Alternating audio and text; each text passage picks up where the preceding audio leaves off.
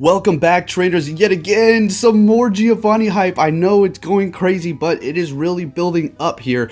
Data Miner has found some more information, which we're going to be going over. But first, let's go ahead and take a look at the images that they did find. So we have some sort of Team Rocket box, some images from the in-game of what these possible Team Rocket leaders are going to look like that will be maybe possibly potentially carrying Shadow Legendary birds. And then Giovanni himself. So we're going to go over to his Twitter here in just a moment, but let's go ahead and take a look at a few more images here. This is regarding rocket maps. It's very interesting stuff what's going on. You guys know for a couple of years now I've been talking about how we should see some sort of mission, some sort of quests like this revolving around Team Rocket, and they're finally here. It's finally happening, folks. So get hyped because, well, there's going to be a lot more content. Anyways, moving on, we do have the Galarian Pokemon, which will be coming into Pokemon Go very soon. We went over this, how they are going to probably cross over with the Pokemon that are currently with normal forms. So this is actually happening. Yes, I'm not out here trying to clickbait. I'm literally giving you my thoughts on what I think is going to happen, and I am pretty spot on a lot of the times. We may even be seeing Team Yelp outfits. Let's get into the data miner information. Alright, so here we are. I will be leaving a link to his Twitter in the description so you can go ahead and follow him yourself and stay up to date on what he finds the minute he does find it. So, taking a look at the first thing here, we do have Find Team Rocket. And then we have First Grunt of the Day. Sounds like a couple of quests or a couple of tasks at least. And then we have something revolving around the fitness goal, which is going to be something completely different. We'll go over that another time. Maybe even revolving around your buddy Pokemon, in which we're going to be able to progress in different levels. We've been over that several times as well. This is going to be a somewhat of a grainy image of Giovanni, but Giovanni is coming very soon, guys. This is insane. And then we have Giovanni defeated. We're going to be battling him soon. There it is. I mean, it wasn't a mystery at this point, but we're physically seeing it within the game's data. And then we have these images yet again. Leader and Giovanni map. So I'm not too sure exactly how this is going to work or what it's going to be revolving around, but there are some images there for you. And then moving on here, we do have some more bits and pieces as to Giovanni map, leader map, and then leader map fragment. So very interesting stuff. And then here we go. Galarian, Wheezing, Zigzagoon Galarian, and Lanoon Galarian. So what's going on here? Why are we going to be getting this generation that is just being introduced and we're only on Gen 5? Well, simple. What did they do with the Alolan forms? They did a crossover, kind of a promotion for Pokemon Let's Go. That's what it was, guys. I mean, marketing. They're making money. They're trying to get people who are playing Pokemon Go to get into the main series games. Exactly. That's exactly it. The whole Meltan campaign with the Meltan boxes, pay to win to get more Meltan. Come on now, let's be realistic. We know what it is for the people who really know what's up. So yes, we will be seeing those soon. It's not like you're going to get all of the Galarian Pokemon like we went over in a video I did about a week and a half ago to 2 weeks, or maybe sometime in that period there. We're only going to probably be seeing Pokemon that currently have forms in Pokemon. So we know that Wheezing has a form, Zigzagoon, and Lanoon. We know all of those Pokemon are currently within the game. And then moving on here, we have new moves. This is very interesting, revolving possibly around Lucario. Aurasphere, Flying Press. What could that be? Aurasphere is something Lucario learns. Are we going to be seeing a community day? Possibly for Lucario. I have a feeling that thing's going to get a community day for sure. I can't say for sure, but then we have some more images of the leaders. So all of them which probably will be carrying the Shadow Legendary Beasts, or Shadow Legendary Birds, excuse me. Then we move on here, and then it's an actual gift box. I would assume this is going to come out when the whole Team Rocket event does begin. What is it going to contain? Well, the comments are pretty hilarious. Somebody said Ekans candy and Ekans, right? There it is, right there. That's funny. Obviously, it's not going to contain that, but who knows what we're going to get out of that. But this event is building up so much so that we're going to even have a gift for it. Pretty amazing stuff here. And then we have a new version of Pokemon Go rolling out, which is going to be fixing the Go Plus issue, thank goodness. And then I will be able to give you a more thorough review of the Gacha Evolved. Ooh, the infamous, I know that review was probably a little bit harsh, but I made several points in saying that the connection issues could be due to the current problems that we're having within Pokemon Go, and it's not the actual device itself.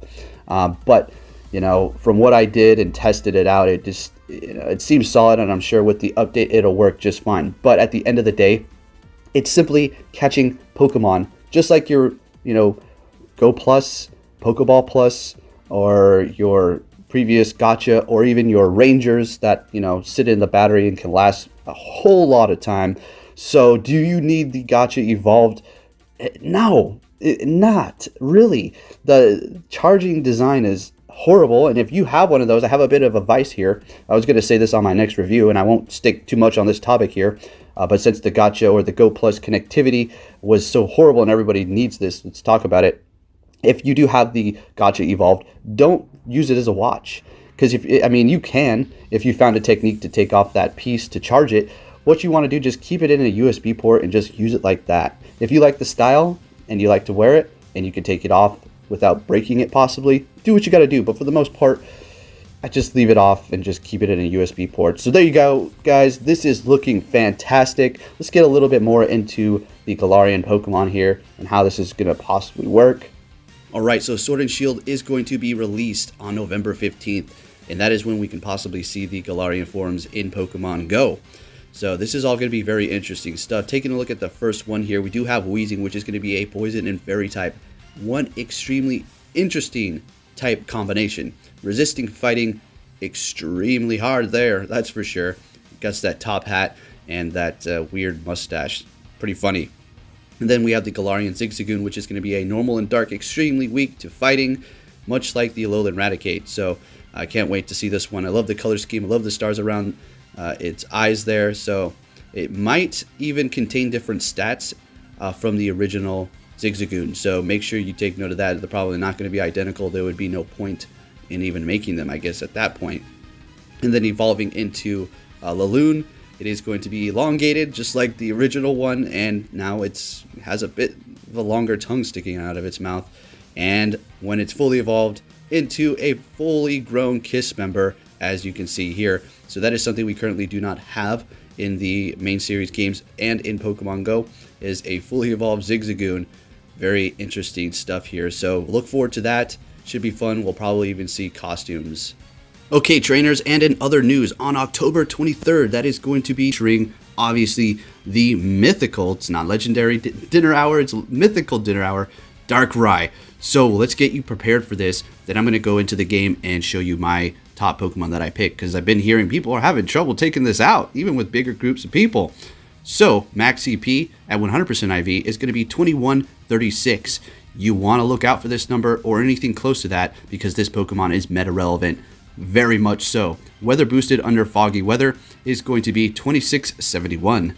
Taking a look at the moves, we do have Snarl and Feint Attack. For the charge moves, we have Focus Blast, Shadow Ball, and Dark Pulse.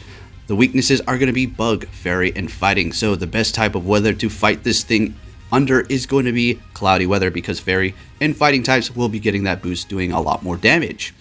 And then we do have the counters at the bottom here, and also this image is going to be made by Couple of Gaming, link in the description, of course. Top counters: Machamp, Counter Dynamic Punch; Breloom, Counter Dynamic Punch; Hariyama, Counter Dynamic Punch.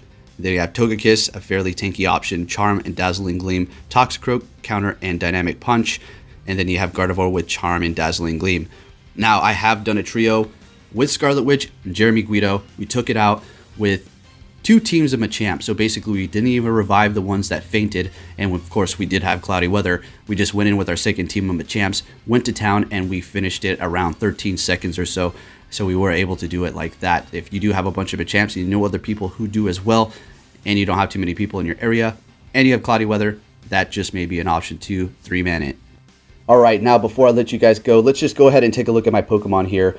So we do have Togekiss, which is not going to be your #1 option, but it's going to be a fantastic pick because it does resist both fighting, doubled up resisting on fighting. So if it does have Focus Blast, that Fairy and Flying type will take a massive reduction of damage. You want Charm and Dazzling Gleam, of course. As far as the dark moves, you will be resisting those as well. Shadow Ball will be doing neutral damage. You need to look out for that. Then, of course, you have Gardevoir with Charm and Dazzling Gleam. Yet again, doubled up resistant on the Fighting Focus Blast. So this one is also a decent option. It's not the tankiest round. Then moving on here, let's just go ahead and back out. We have my team, massive team of Machamps, right? So if I'm thinking to myself, was it worth the investment because we're going to be getting better fighting type Pokemon in the future? Yes, it was, because I'm able to 3-man Darkrai currently if we do have partly cloudy weather, and I do bring my awesome crew together to take it down. So Machamp number 1 counter dynamic punch is going to be putting in massive work for you. And then going along the other Pokemon here, you could go with, I would really recommend this one there, but I recommend fighting type moves on it if you did go with that. If you had Rainy Weather, then go with the bug moves. You have Scizor with Fury Cutter, X Scissor, of course. Yanmega is going to be a pretty good option if it does have Focus Blast, because bug resists fighting and so does flying, so it has that doubled up resistance there. And then you'll be able to Bug Bite it and Bug Buzz, doing super effective damage. And Rainy Weather, obviously, you're going to get that boost there.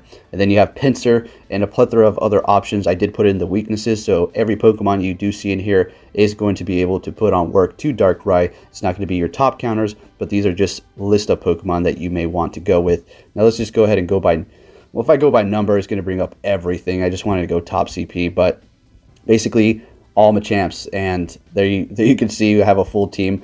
The other ones aren't quite up there because I didn't completely max them out. They're at their breaking points. No need. We were still able to 3-man it in that cloudy weather with those Machamps. So my other teammates, I do believe Scarlet doesn't have all of her Machamps maxed out either, but we obviously, like I just said, still able to do it. So you do not need to completely max them out to complete this, but they do need to be brung up to their breaking points. So the lowest one that I did use, I think, was the 27 or the 18, but realistically, let me tell you, I went through all these Machamps all the way up to the shiny. I had them all in order, and the last one that I did use was the Machamp, and it did have Dark Pulse. Okay, so with that said, trainers, thank you for watching. If you enjoyed this video and this news update, like I say, I will keep you up to date on what is going on in Pokemon Go. Please hit that like button, and I will continue to bring you the news. And with that said, trainers, thank you for watching, and I'll be catching you all next time. Take care.